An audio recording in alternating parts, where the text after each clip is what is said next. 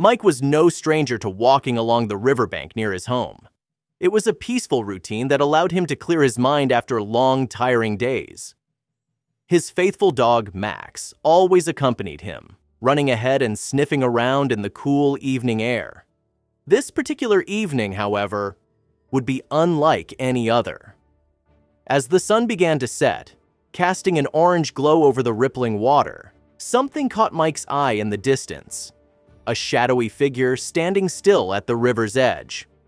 At first, it appeared to be just another person enjoying the fading light of day, but there was something off about the way the figure stood, completely motionless. Mike's curiosity piqued as he slowed his pace. Max, usually bounding ahead, seemed to sense his owner's hesitation and paused, turning to look at him. The figure was far enough away that its details were indistinguishable, but there was an unsettling quality about it. As Mike continued to approach, a deep sense of dread began to creep up his spine. Something was wrong. The figure wasn't just standing still. It was unnaturally still, almost as if it weren't breathing or alive at all. The closer Mike got, the more his stomach churned with unease. His steps slowed, and every nerve in his body screamed at him to stop. But his curiosity overpowered his fear. Max, too, seemed to sense something wrong.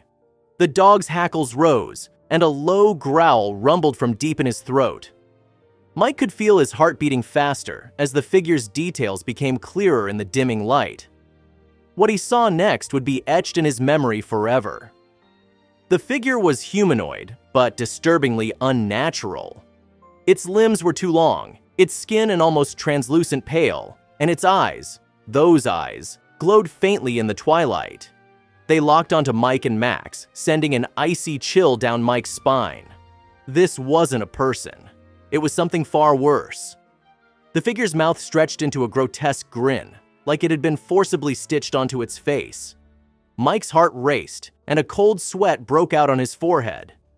Max barked furiously now, the sound echoing across the water, but the figure remained still, watching. For a moment, Mike was paralyzed, his mind reeling with shock and terror. He had seen enough horror movies to know that he should turn and run, but his legs felt like they were glued to the ground. Every instinct told him to flee, but he couldn't tear his eyes away from the figure.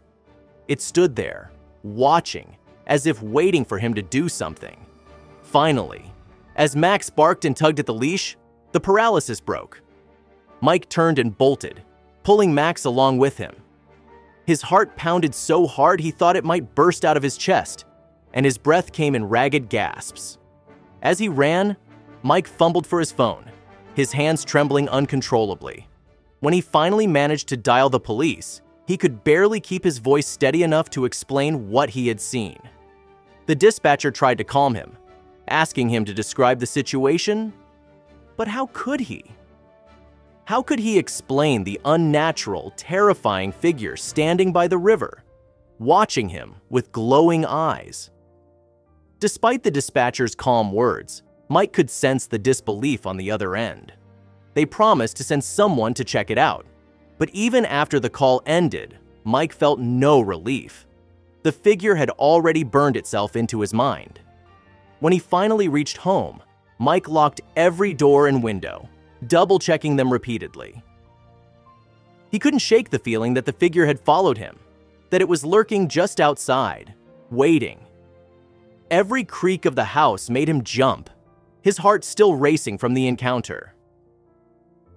Sleep was out of the question. The image of the figure, its glowing eyes, elongated limbs, and that horrific grin played over and over in his mind. By morning, Mike was exhausted, but no closer to understanding what had happened. Despite his fear, Mike knew he had to talk to someone. He couldn't have been the only person to see the figure by the river. He needed answers, and the only way to get them was to ask around. The next morning, after forcing himself to eat something despite his churning stomach, Mike went door to door in his neighborhood, asking if anyone had noticed anything unusual near the river. Most of his neighbors gave him puzzled looks, some even chuckling at what they assumed was an overactive imagination. However, when he spoke to Mrs. Jenkins, an elderly woman who had lived in the neighborhood for decades, she mentioned something that caught his attention. She had seen strange lights near the river several times recently, but had dismissed them as pranks by local teenagers. Her words provided little comfort, though.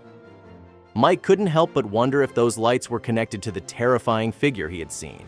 With the unsettling memory still fresh in his mind, Mike resolved to return to the river. He needed to see it again, but this time in daylight. Maybe then, he reasoned, the light of day would reveal something that made sense. Max, sensing his owner's apprehension, trotted beside him as they headed back to the river the next morning. The sun shone brightly, casting a warm glow over the water, and everything looked so normal, so peaceful. But Mike couldn't shake the feeling that something dark lingered beneath the surface.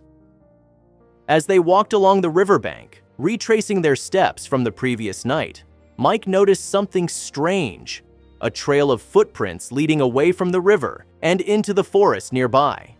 His heart skipped a beat. Could these belong to the figure he had seen? Gripped by a mix of fear and determination, Mike followed the trail, Max at his side. The footprints led deeper into the forest, and soon, Mike stumbled upon an old abandoned campsite. The remnants of what appeared to have been a hurried retreat were scattered around: a torn tent, half-burned logs from a fire, and discarded belongings.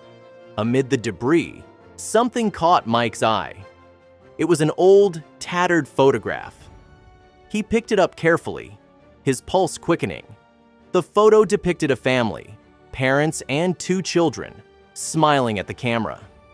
It was a strange, eerie find, given the state of the campsite. Who were they? And why had they left in such a hurry? Mike knew he needed help figuring it out, so he took the photograph to a friend who worked at the local archives, hoping to uncover the identity of the family. A few days later, his friend contacted him with news. The family in the photograph was none other than the Hendersons, a family that had mysteriously disappeared 20 years ago. The connection was chilling. The campsite, the photograph, and the terrifying figure by the river all seemed to be pieces of a larger, more disturbing puzzle. Mike couldn't shake the feeling that the figure he had seen was somehow tied to the Hendersons' disappearance. With his mind racing, Mike began digging into the local history, spending hours at the library and poring over old newspapers and records. What he found only deepened the mystery. The river had long been associated with strange disappearances, eerie sightings, and unexplained events. The stories went back decades, some even centuries. It seemed that Mike's encounter with the figure was just the latest in a long line of bizarre occurrences linked to the dark waters of the river. As Mike's obsession with the mystery grew, so did the attention it garnered. A local journalist named Sarah, known for her work on unsolved cases, reached out to him. She had heard about Mike's encounter and the strange history surrounding the river. Intrigued, she offered to help him investigate. Together, they started piecing together more clues about the Hendersons' disappearance and the river's strange history. Sarah's research skills proved invaluable. She uncovered old testimonies from neighbors who had heard strange noises and seen mysterious lights near the river around the time the Hendersons vanished. These witnesses had reported eerie occurrences, but no one had ever connected them to the disappearance until now. The deeper Mike and Sarah dug, the more they began to realize that something far more sinister was at play. Sarah suggested they track down the lone survivor of the Henderson family tragedy, Amy Henderson, who had been a child at the time of her family's disappearance. Amy had since become a recluse, living in a nearby town, and had refused to speak publicly about the incident. It took some convincing, but eventually Amy agreed to meet with them. The meeting was tense, held in the dim light of her cluttered home. Amy's face was drawn, her eyes haunted by the memory of what had happened. She spoke in halting, broken sentences, clearly traumatized by the events. Amy revealed that, like Mike, she had seen the shadowy figure by the river on the night her family disappeared. Her description matched Mike's exactly. The glowing eyes, the unnatural limbs, and the terrifying grin. She told them how the figure had watched her family for days, lurking just out of sight, until the night it finally came for them. Amy's warnings were cryptic, but filled with palpable fear. She begged Mike and Sarah to stop their investigation, insisting that the river was cursed and that whatever malevolent force haunted it was beyond their understanding. But despite her warnings, Mike and Sarah felt they were too deep into the mystery to walk away.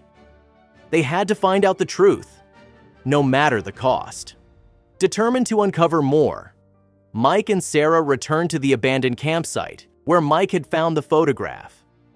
This time, they made a chilling discovery: a diary belonging to one of the Henderson children. The entries were innocent at first, detailing the children's daily activities at the campsite. But soon, the tone of the diary darkened. The children had repeatedly seen the shadowy figure watching them from the woods. At first, they had thought it was part of a game. But as the sightings became more frequent, the fear in their writing became palpable. The final entry was the most disturbing.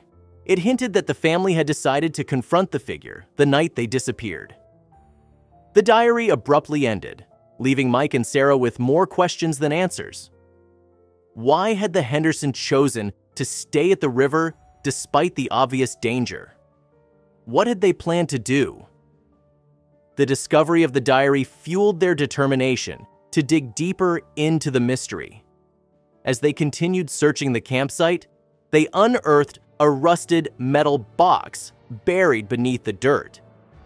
Inside were more personal items belonging to the Hendersons: letters, trinkets, and photos. But the most unsettling find was a note from the father, hastily written, warning the children to run if they ever saw the figure again. The note suggested that the father knew more about the figure than he had let on, and it raised even more questions about what had happened to the family. Just as Mike and Sarah were beginning to piece together the truth, they started receiving anonymous threats. The messages were clear: stop investigating or face the consequences. But instead of scaring them off, the threats only strengthened their resolve. Someone didn't want them to uncover the truth, and that only meant they were on the right track. The pieces of the puzzle began to fall into place when Amy finally broke down and revealed the full truth. Her father had stolen something valuable from a dangerous man years ago, a man who had sworn vengeance on the family. The shadowy figure, Amy believed, was either that man or someone connected to him, seeking revenge for the theft. The stolen heirloom was the key to the entire mystery. Realizing the importance of the heirloom, Mike and Sarah decided to track it down. Their search led them to an abandoned mansion on the outskirts of town, a place shrouded in local legend. Inside, they found the heirloom, a dazzling piece of jewelry, hidden away in a secret compartment. But their discovery only intensified the danger. The anonymous threats escalated, and it became clear that the figure wouldn't stop until it had the heirloom. In a final, desperate move, Mike and Sarah arranged a meeting with the figure. They chose a neutral location and prepared themselves for whatever might happen. When the figure arrived, it was revealed to be the son of the man wronged by Amy's father. He demanded the heirloom, threatening to kill anyone who stood in his way. Mike and Sarah, terrified but determined, negotiated with him, using their knowledge of the heirloom's history to appeal to his sense of justice. In a surprising turn, the figure hesitated. For a moment, it seemed as though he might relent. Finally, after a tense standoff, the figure agreed to take the heirloom and leave them in peace. He disappeared into the night, leaving Mike and Sarah shaken but alive. Exhausted, they returned home, relieved that the nightmare was finally over. But the events of the past days had left a mark on them both. They had uncovered the truth, but at a cost. The mystery of the shadowy figure by the river had been solved, but they would carry the memory of it with them for the rest of their lives.